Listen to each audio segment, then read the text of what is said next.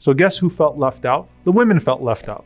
So Abu Sa'id radiallahu anhu says they came to the Prophet ﷺ and they said, Ya Rasulullah, you hang out with the male companions, but we don't get a chance to benefit from you. So the Prophet ﷺ says, اجتمعنا في يوم كذا وكذا في مكان كذا وكذا.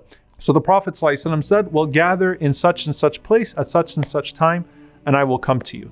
So he went to them, sallallahu alaihi wasallam, and he appointed a day of the week when he would sit with them, alayhi salatu wasalam, and he would give them advice and he would give them knowledge. And subhanallah, the very first halaqah the Prophet ﷺ had with the women is when he told them, alayhi salatu wasalam, that whoever amongst you loses 3 children, they will be a shield for them on the day of judgment. And they said, Ya Rasulullah, what about 2? The Prophet ﷺ said, even 2. And that is to say that the Prophet ﷺ, as he's sitting with these different groups of people, the Prophet ﷺ is telling them what they can benefit from, what they can learn from. And every time the Prophet ﷺ sits with a group of people in his ummah, then he leaves them with greater perspective and pursuing a greater reward.